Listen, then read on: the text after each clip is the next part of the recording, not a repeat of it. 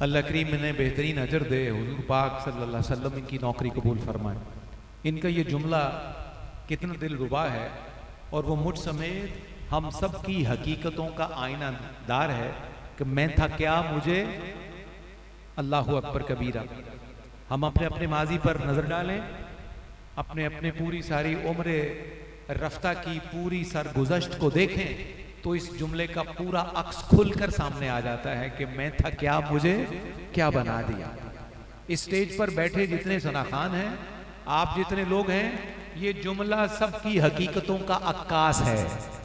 کوئی مانے نہ مانے یہ اس کی اپنی مرضی ہے، حقیقتیں ماننے یا نہ ماننے سے بدلہ نہیں کرتی۔ حقیقت یہی ہے کہ میں تھا کیا مجھے کیا بنا دیا۔ یہ حضور سرور کائنات صلی اللہ علیہ وسلم کی بندہ نوازیوں کا سلسلہ ہے، یہ ان کی کریمانہ روش کا صدقہ ہے کہ کس بندے کو کہاں سے اٹھایا اور عرش کی بلندیوں تک پہنچا دیا۔ کل کو اور گزرے ہوئے ماضی میں گلی کے افراد، محلے کے افراد بھی جس شخص کو نام سے نہیں جانتے تھے، آج حضور کے ذکر کا صدقہ کہ وہ سارے کے سارے لوگ آسمان نات پر ایک ستارے کی طرح چمک رہے ہیں۔ یہ سارا سلسلہ حضور کی بندہ نوازیوں کا اور ان کی کریمانہ آل کا، مولا پاک کا صدقہ ہے، یہ بی بی زہرا پاک کا صدقہ ہے، یہ ان کے بچوں کا کریمانہ صدقہ ہے جو ہم سب فقیروں کو نصیب ہوتا ہے۔ اللہ کریم ہمیں اس صدقے کی قدر کرنے کی توفیق عطا فرمائے۔ جناب عبدالقیوم قادری کی نعت کے دوران ہی چند زیوکار شخصیات تشریف لائیں۔ میں سب سے پہلے میرے دائیں ہاتھ پہ تشریف فرما بانی محفل جناب صاحبزادہ رانا محمد احمد جاوید القادری کے بڑے بھائی کی حیثیت رکھتے ہیں یہ زیوکار۔ اللہ رب العزت نے ان پر بار دیگر کرم یہ فرمایا ہے کہ اپنے محبوب علیہ السلام کے ذکر کی محافل کو سجانے کا سہرہ بھی اللہ نے انہیں اور ان کے پورے خانوادے کو عطا کیا ہے۔ محترم رانا محمد ارسلان صاحب میرے دائیں ہاتھ پہ تشریف فرما ہے، آپ کی آمد پر ہدیہ تشکر پیش کرتا ہوا اپنے ایک قدیمی محسن، مشفق اور مہربان حاجی محمد خلیل صاحب بھی تشریف لائے ہیں، میں ان کا بھی خیر مقدم کرتا ہوں۔ اور احمد بھائی، جس طرح آپ نے آغاز میں کہا تھا، اس حکم کی پہلی تعمیل کرتے ہوئے 4 مصرے اس نیت سے کہ میں تھا کیا مجھے، ایک دفعہ آپ بھی کہیں گے تو میری اور آپ کی حیثیت ساری ایک جیسی ہو جائے گی۔ میں تھا کیا مجھے